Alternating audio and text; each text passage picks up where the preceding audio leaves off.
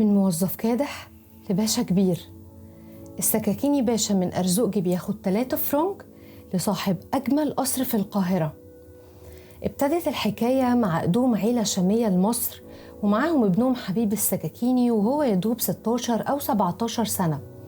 لقب السكاكيني كان نسبة لوالده اللي بيشتغل في مجال صناعة الأسلحة البيضاء. حبيب اشتغل موظف بسيط كحيان في حفر قناة السويس زيه زي كل الشباب في الوقت ده.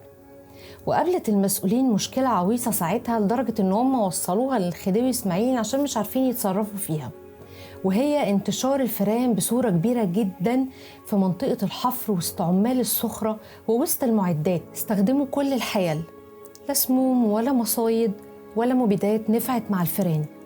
وهنا اتدخل اخونا حبيب السكاكيني بحل مباح مستباح ما يجيش اللي على دماغ جدي وجدتك وخالتي وخالتك والناس القديمة بتاعت زمان. واقترح عليهم ان هم ينزلوا بعربيات كارو يلموا كل القطط المتشردة بتاعت الشارع ويجوعوها جامد قوي وينزلوا بيها على منطقة الحفر. فعلا المسؤولين ما كدبوش خبر وعملوا كده. مشكلة الفئران اتحلت والقطط كلت كل الفئران. وعرف الخديوي اسماعيل مين هو حبيب السكاكيني وقرر يستعين بيه في بناء دار الأوبرا المصرية. كان بيعجزهم وعايز يخلص بناء دار الأوبرا المصرية في 6 شهور بس. وبرضه جه على دماغ أخونا حبيب السكاكيني حل ما جاش على دماغ حد خالص، وهو إنه يخلي نظام العمل في بناء دار الأوبرا المصرية 24 ساعة، قسمها شفتات، يعني صبح وليل ومساء، كل شفت 8 ساعات. وفعلا قدر حبيب السكاكيني إن هو يبني الأوبرا المصرية للخديوي إسماعيل في 6 شهور بس. وهنا بقى حبيب السكاكيني فرخة بكشك عند الخديوي إسماعيل، أنعم عليه بالبكوية وبعد كده البشوية، وبقى أكبر رجل أعمال وأكبر مقاول في مصر كلها. أغدق طبعا الخديوي إسماعيل على أخونا حبيب السكاكيني بهدايا كتير قوي. وسنة 1901 كمان البابا في روما كرمه واداله لقب الكونت، وده علشان أعماله المجتمعية والخيرية اللي كان بيعملها.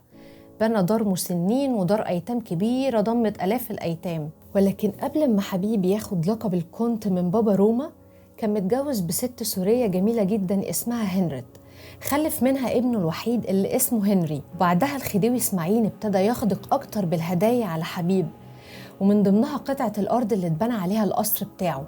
حبيب السكاكيني بنى قصر السكاكيني صورة طبق الأصل من أحد القصور اللي شافها في روما ووقع في غرامها.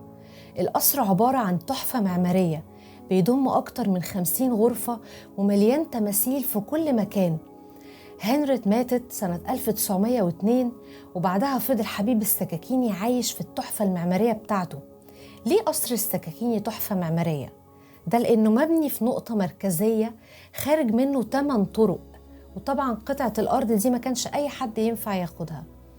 حبيب السكاكيني فضل عايش في القصر لحد سنة 1923 قبل ما يموت، واتدفن في مقابر الكاثوليك اللي هو بناها، وتوسط القبر بتاعه تمثال جميل جدا اتعمل له مخصوص في فرنسا. طبعا حبيب السكاكيني مات وساب وراه قصر جميل وتحفة معمارية لابنه الوحيد. ولكن الورثة بعد ما مات حبيب السكاكيني واتقسمت التركة عليهم ابتدوا يتنازلوا عن حصصهم في الأرض حبة حبة كده للحكومة المصرية. وكانت بدايتها لما تنازل حفيده الدكتور عن حصته في القصر لوزارة الصحة اللي ما كانتش مؤهلة إن هي تمسك أو تشرف على قصر زي ده. بعدها أحفاده ابتدوا يتنازلوا واحدة واحدة عن القصر للحكومة لحد ما بقى قصر السكاكيني أحد المقرات الحكومية الهامة سنة 1961. ويبقى التاريخ هو الحكاية، والحكاية بين الشوارع والجدران.